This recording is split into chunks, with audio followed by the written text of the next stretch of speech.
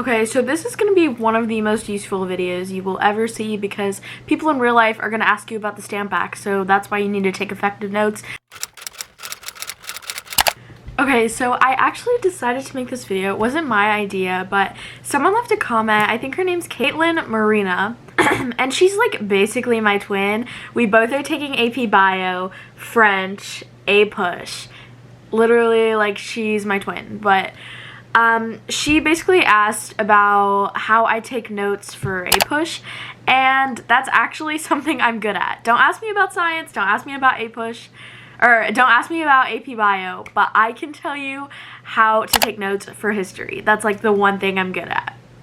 Okay, so the first thing I'm going to go over before I get to more like how to take notes from a textbook, because that's probably going to take longer, I'm going to talk about how to take notes in class. Because this is something that I've gotten really good at, and maybe you guys can also find it useful. So let me show you.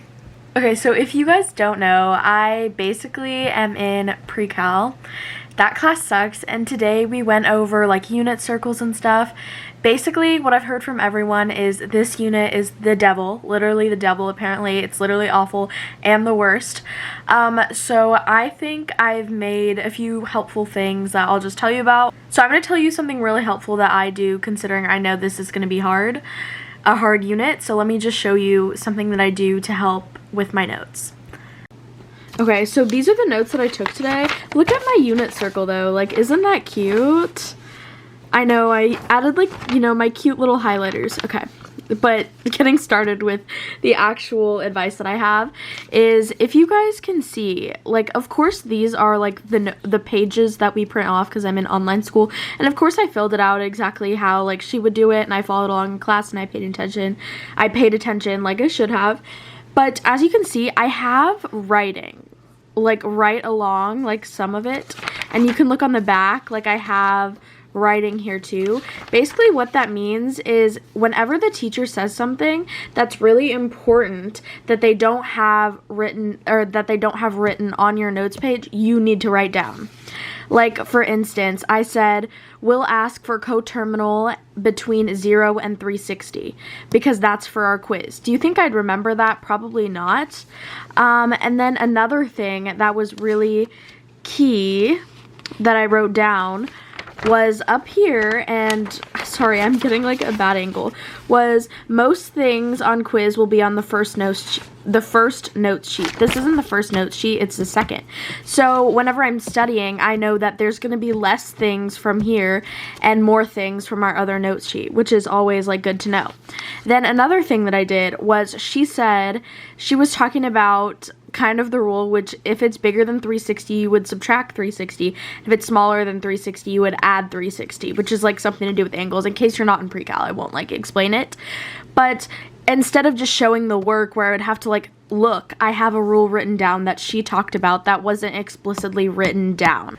So basically what I'm pretty much saying is pay attention to what your teacher is saying, because sometimes they say really important things that they don't have written down on notes, and they'll say things about your quizzes and tests. Like my teacher, she was talking about like what's going to be on our quiz, so obviously I wrote that down, because when I'm studying, I don't want to just study everything. If she tells me what's going to be on the quiz, I want to study what's going to be on the quiz, because you're going to think you're going to remember, but you're not, because who's going to remember what your teacher said 4 days ago? You're not going to, because why would you remember that? You know what I mean? Okay, so the next thing I'm going to be talking about is taking notes from a textbook.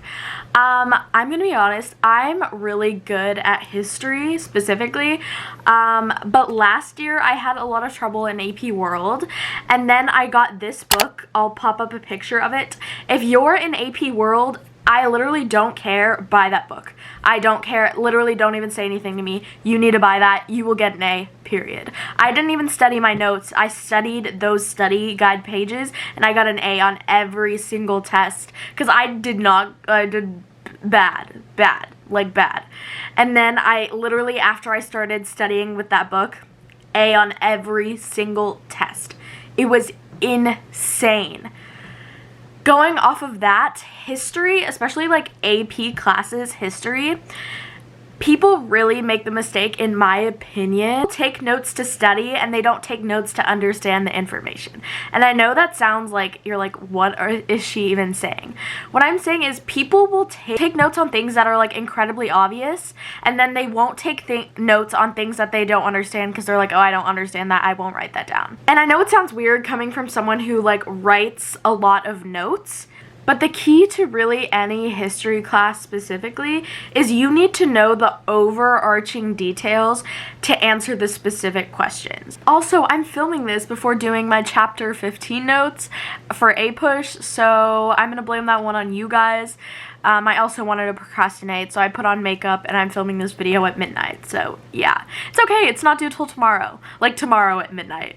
Okay, so when I say people take notes to study rather than to take notes to understand, people take notes to study because they'll make notes on things that are incredibly obvious, and then things that they don't know, they'll put they'll make very little notes on.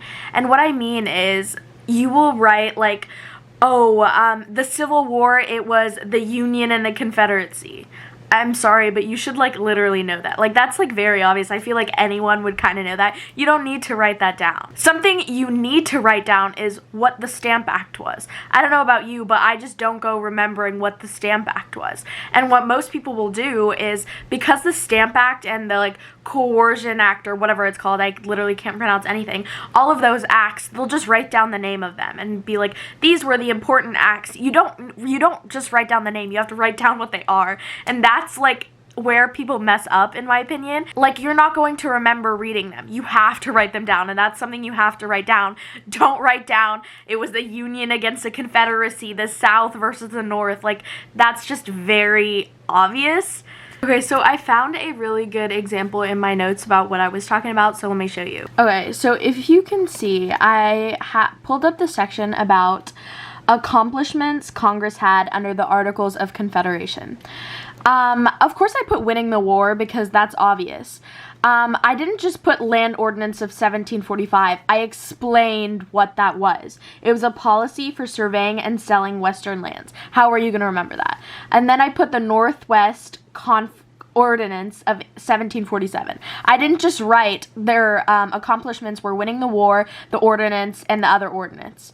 I didn't write that. I explained what they were because I'm not going to remember what they are. So then whenever you're going back and studying, you would easily be able to remember the definition. History is literally all about definitions. Another example that I found was the Treaty of Paris. I didn't write all the bulky stuff, which was, they feel this way, the other people feel this way. I wrote exactly what it was and what the British did. The British recognized the U.S. as an independent nation. And then I wrote about Mississippi. I wrote literally aspects of the treaty, not just that this was after Yorktown and X1, B1. I wrote what exactly happened in the treaty. This is especially good whenever you have DBQs, SAQs, because you have explanations. Okay, so I think you guys kind of get what I'm saying, but it's all about explaining your things. You don't just want to list them out unless they're like blatantly obvious. Like if settlers coming to America, if you were to you don't want to write economic reasons. You want to write something specific because the land was cheap. That is so, like, that's a number one thing. The land was cheap. They didn't come here for economic reasons. They came here because the land was cheap so they could have, like, economic prosperity, right? And so, and then it goes over that multiple times. If you're seeing in your reading that it's talking about the same thing multiple times, highlight it. Don't rewrite it because that'll take way too long. And I know that's ironic coming from someone who writes like 4 to 5 pages of notes, but the reason that happens is because these freaking pages are like 20 pages and I have really big handwriting. So like that's my excuse. But you want to try to write the most concise in every section. Obviously, you need to write every section, in my opinion, like every section that the book has, like the Treaty of Paris, the Battle of Yorktown. You want to write every single section, but you want to make it concise, like Yorktown, and then write a bullet point of what it was. The Treaty of Paris, exactly what it entails. You need to write every single section. In case that wasn't good enough, I'm actually gonna start my chapter 15 notes and kind of show you an example about what I'm talking about, so you guys can kind of see how exactly I write my notes, because it's kind of funny because this is like actually one of the classes I'm good at. Let's go to this. You guys can obviously see that it has a ton of background information that is just honestly not necessary at all, because you already read about it in the previous chapter. So I'm gonna be honest, this like little snippet part from the to issues, I really don't even read. If I have like a lot of time, I'll like skip over it, but it's giving you background information. Think of it as like contextualization, like in DBQs. Okay, so as we can see at this part, reconstruction plans of Lincoln and Johnson. So I just copied that over because I don't want to write the titles. You guys will see I'm really slow at typing. But let's read this part. Through his presidency, Abraham Lincoln held the belief that Southern states could not constitutionally lead the Union, therefore never did. He viewed the votes as the disloyal minority. After Lincoln's assassination, Johnson attempted to carry out Lincoln's plans for reconstruction of the 11 former states of the Confederacy. So what we can take from that is we don't need all of that. So what we can take, assume that you'd be writing this down. Obviously, I can't like write and show you at the same time. What I would write is Johnson carried out Lincoln's plan for reconstruction after he was assassinated. And you want to write after he was assassinated so you know the time it was. This was after he died. Because if you just say Johnson carried out his plans, well, obviously he's the vice president, so he could be still doing what he's saying. You know what I mean? So that's all we need from there. Even though it gave us a lot more information, that's all we really need. Lincoln's policies, we don't need that. Okay, so we don't need that part. And then it talks about this. Majority of the time, if it has a date, it's important. The date, not so much, but rather the information, in my opinion, whenever I study, that's like normally what I've noticed. So the Proclamation of Amnesty and Reconstruction, I'm going to copy that over. You always want to title it just so it's easy to find, and you know exactly what it is. Otherwise, you'll just be writing like random things down. So it's saying that Lincoln set up a process for political reconstruction. So we can say that this was Lincoln's process for political reconstruction.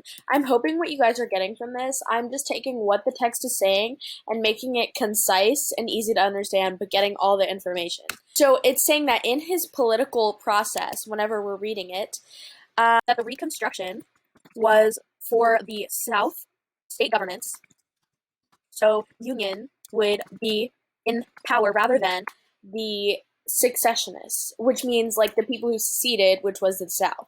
So basically his plans were that the Union would be in power of the state government. So again, we wrote 2 bullet points for that. And then this is obviously was bullet pointed and it's in the AMSCO. It's obviously important. And then what I would write for this is I'd write plan.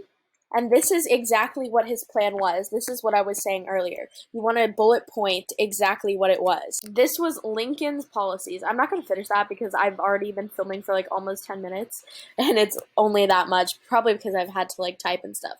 But as you can see in his plans, I wrote exactly what his plan is. Not that Lincoln had a policy for political reconstruction. Because obviously you need to know exactly what that plan was and the details of it. So for his plan, I said that pardons for Confederates who took the oath and accepted emancipation, and then the state government would be reestablished if 10% took the loyalty oath, 10% in the state. So that's basically saying these were his terms for them to be in part of the country, obviously. So yeah, I feel like that makes a lot of sense. Hopefully you guys kind of understood what I meant. My phone just literally died. I'm so annoyed. But again, you want to take notes with the mindset of understanding the information, not I'm going to take good notes and then study it later. As soon as I made that change, my grades improved drastically. You want to take, like, you guys saw how I like broke it up. Obviously I wouldn't like take that long because I'm like explaining it, but I was understanding that those are Lincoln's policies. not just like writing down like almost every single paragraph so then I can like go back and study it later. Because if you do this, your studying will be pretty minimal, because if they ask you about Lincoln's policy, you know Lincoln's policy. But yeah, to study, what I would do is just write down a bunch of like different things that I needed to know. A lot of times they'll have essential questions, like I know my teacher does that, and it'll say like need to know these amendments, need to know major shifts that happen between this time period and this time period. List out every single shift. For this unit, it would be like the 13th Amendment, the 14th Amendment, the 15th Amendment. You need to know all those amendments. Those are what caused like economic and like cultural and social shifts, and I would need to know exactly what that was. So if you have like essential questions, go over that, but just make sure you understand what a lot of it is. Think of it like vocab words. Like, I need to know what the 13th Amendment was, the Battle of Yorktown, the Treaty of Paris. Think of it like that, and it's like a lot easier to study. But yeah, I hope you guys enjoyed. If you did, please like and subscribe and comment down any other videos you guys want me to do. And yeah, I'll see you guys next time. Bye!